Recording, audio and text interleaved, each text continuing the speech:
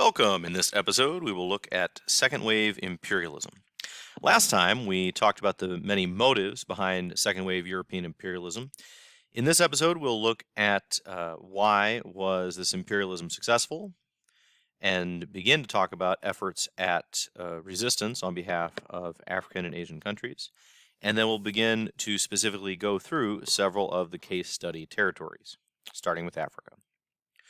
First, how was imperialism so successful? What about resistance by other people? Remember that in first wave imperialism that we looked at last semester, total domination of a territory was only possible in the Americas, where the onslaught of many diseases brought about a terrible depopulation of the native people, allowing for near total conquest. Most every other place in the world negotiated trade relationships. So how is it that now the efforts to dominate huge areas of land around the world were so successful when in other periods of history that's so very difficult to do? Well, many did resist, but the odds were very, very long. So we will look this period at many efforts, at unsuccessful efforts to resist this second wave of imperialism. Very few of the non-European countries imitated European technological modern developments. A few that did, the two we'll mainly highlight, which were the main examples, were Japan and Ethiopia, sort of refuting one of the key beliefs at the time on behalf of many Europeans, which was that it was in the blood, that there was some sort of racial difference that made Europeans inherently superior. The case of Ethiopia and Japan sort of refuted that notion by showing that really any people in the world, if they embraced the elements of industrial capitalism that grew wealth and built power, could successfully resist even a very powerful foe. And many people hesitated to resist because the odds were so long in order to protect themselves, protect their families. This is a period where terrible, terrible violence could fall upon those who resisted. And many of the leaders still maintained much of their power and would cooperate and work with the Europeans. And whereas one way to look at that is that they've sold out their own people, there's perhaps some of that. There's also the attitude of a cooperative local leader in Africa or Asia believed that they could do a lot of good to protect their own people against even worse abuses that Europeans or outsiders might wreak on their own people. How were they able to dominate? You also had the idea, the fact that there was no united government in many of these places. They had really no sense of modern nationalism that a lot of European states had, a sense of unity and rallying around their language and ethnicity and their nation. And you didn't have that in many other places around the world, where they felt a sense of alienation even from their own leaders. And most importantly, no industrialization. We said that industrialization allows for exponentially more power for countries that adopt it versus those that do not. Let's talk about our first case study, Africa. The Europeans militarily had many advantages, but I just want to walk through specifically some of these things and how they would play out. First is the onslaught of the dreadnought. This is the ironclad battleship. These are steamboats with powerful cannons made and clad with iron and eventually made entirely out of metal that were virtually invincible to any type of cannon that was not really of the latest design, with a higher impact rifled cannons.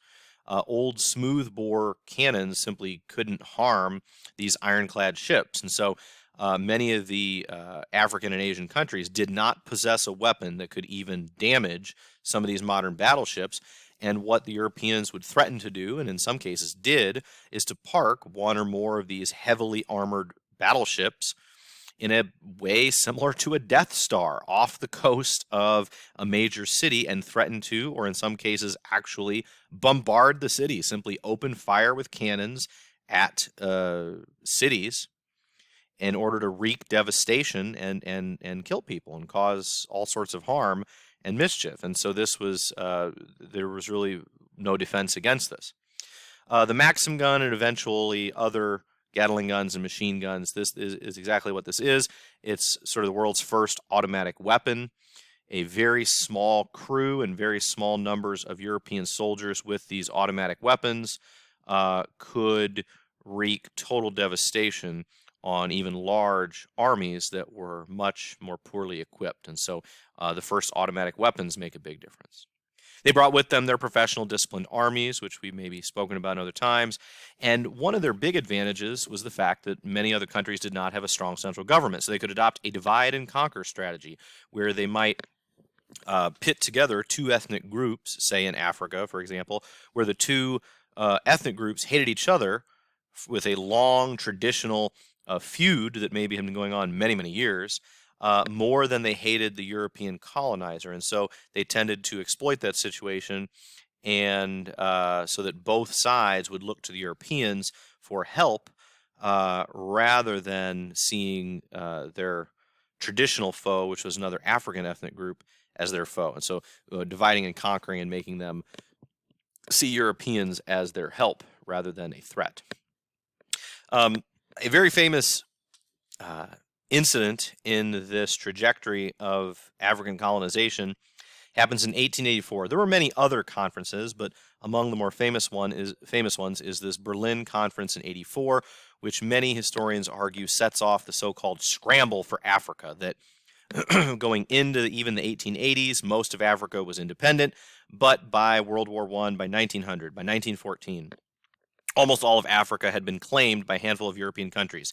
They did not invite any African or Asian representatives. A number of European nations represented, and they established what would be the rules of imperialism. Not rules that would be fair to people in Africa or Asia, but rules that would try to prevent war among the European countries. And the core of these rules had 2 points. One was that the claims had to be publicly known. There were your claims of colonies could no longer be kept secret, and then a country would resent it. For example, Germany would have a secret claim over a territory and then secretly resent it when France would horn in on that territory. So if you wanted a colony, you had to make it just publicly known that as a European country, you were establishing a colony somewhere in the world. And then you had to maintain peace and order, which is kind of a code word for maintaining a military presence and treating the people harshly often, because it means suppressing rebellion and suppressing the people there and keeping peace and order in the territory. And that was it. And you could claim virtually any part of the world that you could conquer and suppress rebellion there. They made the agreement that it would be tolerated and permitted. And so it was. Now let's look at several specific examples in Africa. The rest of our lecture today, we've got the Congo, Tanzania, Sudan, and Egypt, and we'll see how far we get here. With regard to the motives of imperialism, we talked about how there is actually a remarkable mix of the selfish and the selfish and selfless motives of those going into imperialism. We most often think of the very, very selfish and real motives of greed and power, but I said also there really was a sense among many people of recognizing how rich and powerful Europe had become and this inequality that existed, and a sincere wish to share and spread education, religion, technology, and all kinds of what they considered the best parts of European civilization with other people in the world. And as potentially misguided or whatever feelings we have about that today, there is no mistaking the sincere belief of many people. And we'll get to that in this example from the Congo. One of the worst examples of the selfish motive is in Belgium. The entire region of the Congo, a region 30 or 40 times larger than Belgium, was claimed by Belgium.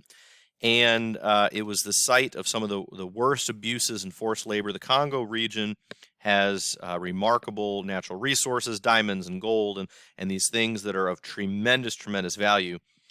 And many people in Africa were put into forced labor by Belgian overseers who would use their military force to basically get these work gangs to work in the mines. And they imposed a remarkably, ridiculously harsh discipline Again, they're dealing with these very small, very valuable articles such as diamonds and gold. And so, as would often come up, is maybe theft, or the accusation of theft would come up. Um, that some of the African workers were pocketing some of the mining that they themselves were mining, and the overseers and soldiers would practice brutal discipline, and it was not uncommon for the consequence of a theft or an accused theft to be the chopping off of a hand or a big chunk of someone's arm in retaliation for this perceived theft. The abuses grew so bad that the government of Belgium officially took it away from the king because they believed he was not putting enough oversight into the way the Congo was being administrated. Also in the Congo was a very famous incident by a British doctor named Dr. Livingstone, who had been famous for looking, he had been one of these explorers, and he wanted to map the source of the Nile River, and it explored all kinds of parts of Africa, and made maps and reported back to England, and wrote all kinds of medical journals. But then one time he went to the Congo, sort of mostly by himself, maybe with a few guides and people, and was never heard from for years. And then this guy from the New York Herald, an American named Henry Stanley, wants to go find Dr. David Livingstone.